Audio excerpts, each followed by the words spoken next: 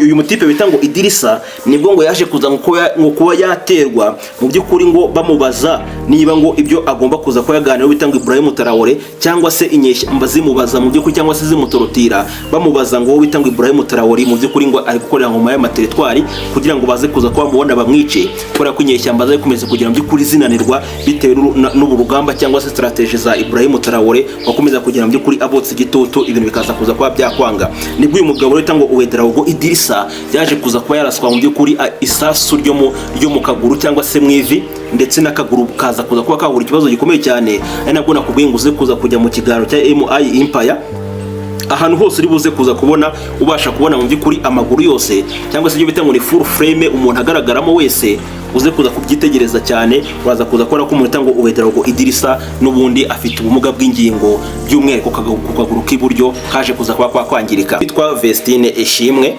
impamvu mu by'ukuri yemeye ko bita Idirisa amutera inda biri guterwa n'ubugome no kwikunda ko bita Murindahabi Irene wafashe aba bana b'abakobwa akabakoresha imiziki ariko none waza kuza kureba mu by'ukuri cyo bagezeho kazikibura ni fame gusa cyangwa se kuba ari ibyamamare ariko icyo baba baragezeho mu miziki bakoze ntacyo kuza ko wabona. Niyo mpamvu bita ngo Vestine yafashe umwanzuro wo kuza kuba mu by'ukuri yakwishakira umugabo kubera ko nibwo buryo bwonyine yari afite ko kuza kuba yava mu maboko yo bita Murindahabi Irene wabakoreshaga akababyaza inyungu ariko none feedback y'inyungu bakombye kuba bari kubona ntayo babona. Uze kuza kumbwira abastari nka bariya bakoze ibihangano nka biriya bifite amamiliyoni n'amamiliyoni kano kanya bashobora kuza kuba bagenda mu mujyi wa Kigali bateze moto nta modoka bagira kubera yuko bita Murindahabi Irene yabakoreshaga abana bakobwa bakabyamamare ariko nkuko bita niyo Bosco yabivuze yaravuze ngo mu by'ukuri nukubona nge ndi umustar ndi kubyapa ariko n'ubu nta kintu ushobora kuza kuba ngize gute nifitiye.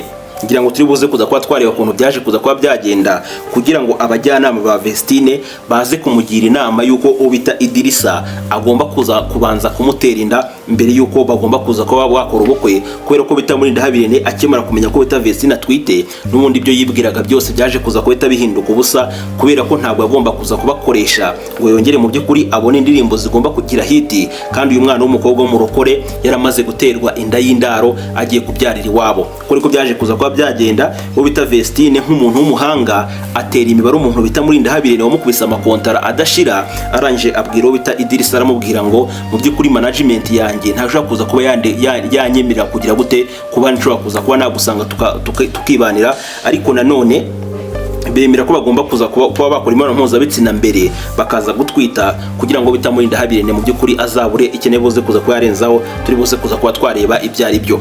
Hanyuma uze kuza ku kiganiro cya Emirene kingiki ngira ngo yakoze uwo bita Vestine ari kurahira mu murenge hanyuma wihutishe ugire ku munota wa 36 ngira ngo uyu bita ngo Idirisa Ouedraogo yari amaze gutera igikumwe hamwe n'umukunzi we Ishimwe Vestine hanyuma umunyamabanga nshingwabikorwa w'umurenge wa Kinyinya arababwira ngo ngaho ni mumanuke.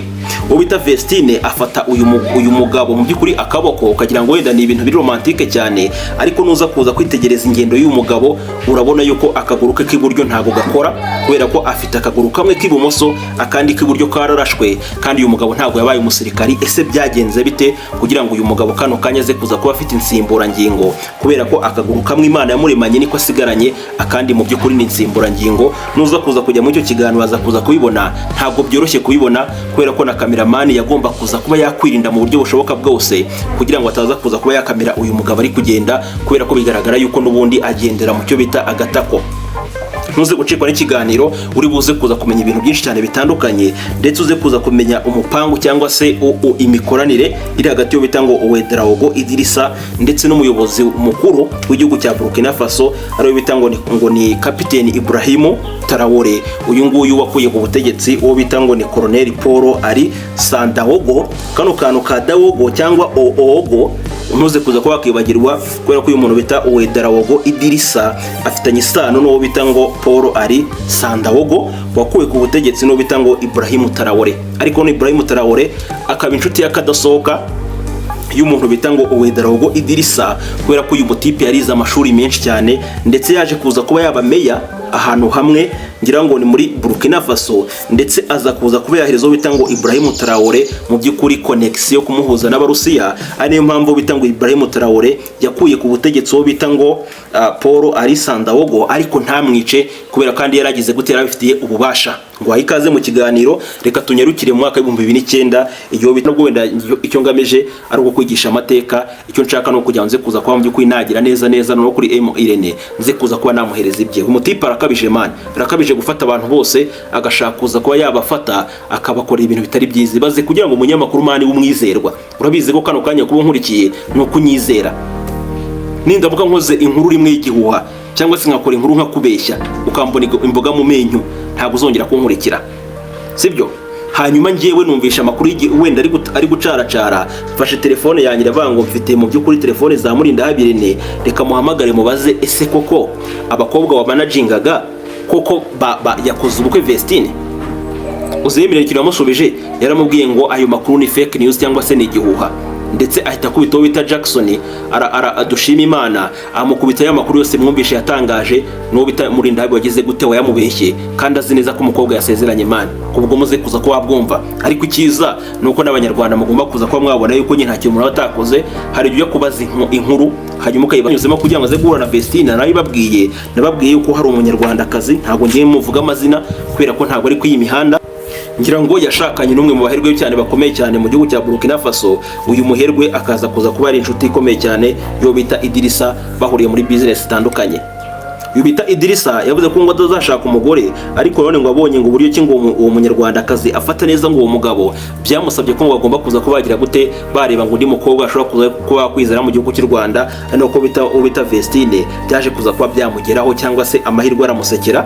Hanyuma aza kuza kuba yamenyana no bita ngo Idrissa binyuze muri bamwe mu bantu mu by'ukuri ba hafi muri MI Music. Harimo aba director, hari abandika benshi cyane bafitemo imirimo itandukanye. Umwe muri abo ngabo niwe wakoze akazi gufata bita Idrissa akahita muhuza no bita Vestine, ndetse we bazi ko Vestine ibyo atazagira gute atazabishobora, ariko nawe yarabangamiwe no gukomeza gukorera mu kwako bita ngo Murindahabirene, ugenda akabakoresha imiziki akagenda agacuruza agakira, ariko abana kugira ngo bahindure ubuzima ntago bikunda.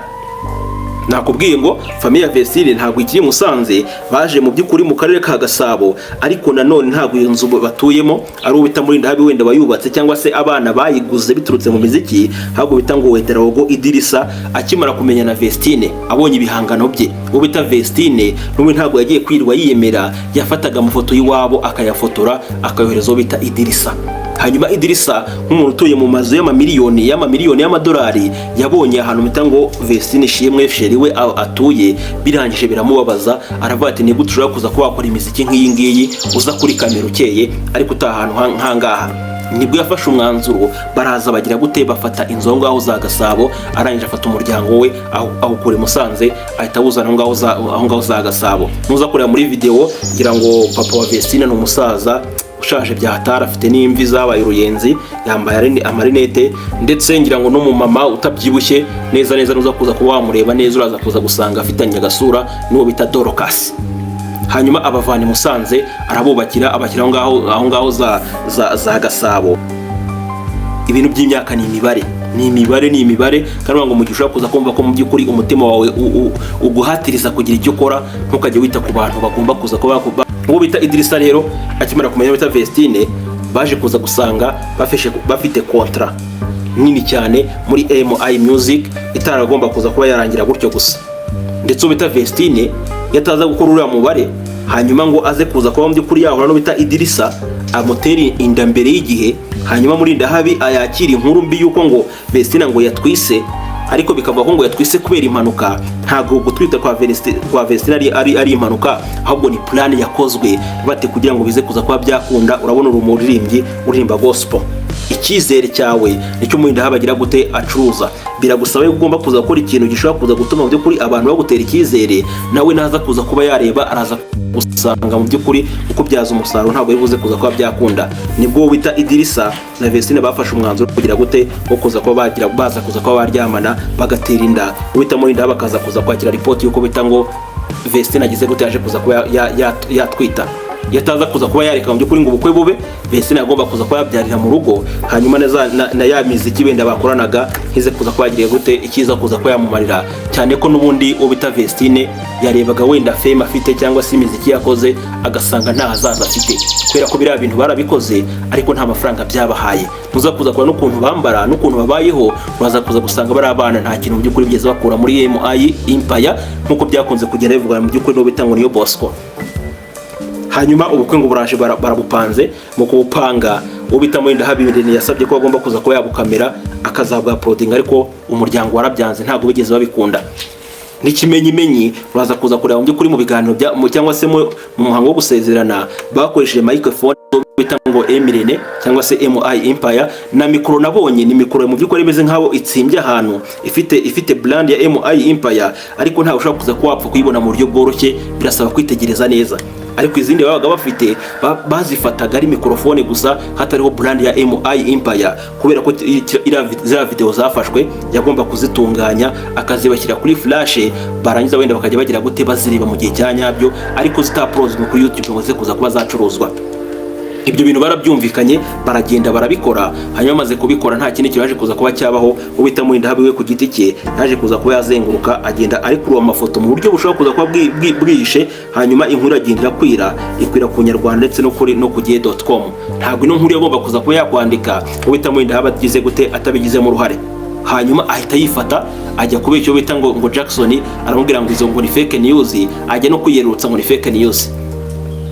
Ibintu bimaze kugenda byakomera nyine abantu bamaze kuza kwa mu by'ukuri wenda bahira mu rugabagabo, nibwo yatangiye kugenda mu by'ukuri agenda babeshya. Urabona ni abantu b'abakecuru banga ibintu nk'ibyo bagenda basora amafoto atanameze neza, nibwo baje gufata umwanzuro ati nta kibazo uploadinga. Umutipe agira gute aracuruza gutyo, ndetse biranamuhira bya hatari. Urabona ko views zabaye views, ndetse za views ntabwo zihagije. Ari guhamagara bita ngo Vestine ngo naze bakora ikiganiro, hanyuma ngo asobanure ku bijyanye ngo urindango yuko atwite ngo bimuvugaho ibyari byo. Naramuka aje gukora ikiganiro ntabwo ari buze kubwiza abanyarwanda ukuri, ari buze kuza kuba yabeshya.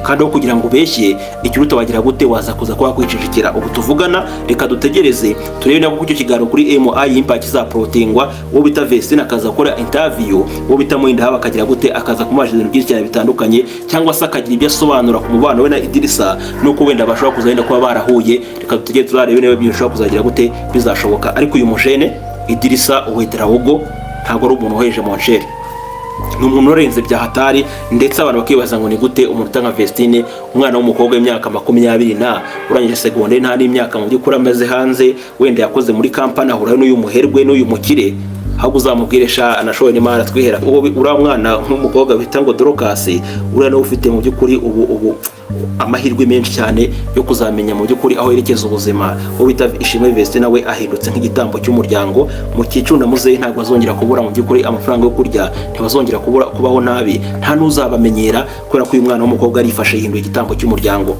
N'abandi bose bari inyuma bagomba kuza kuba babaho neza. Nabonye uwo murenge basezeranye ariko kuri imwe hari nk'abantu batageze ku 10, bo bita Murinda Habiwe yicaye inyuma gutya nk'ubwantoza tamenye ibintu byari byo. Ariko n'ubundi mani tima mubi bijyanye no kugambanirana, kwifata ibintu nyukwe ukigira indya ugakoresha abantu ukarya wenyine, ntabwo ibyo nayo ibintu ushobora kuza kuba mu by'ukuri byaza kuza kuba byabahira.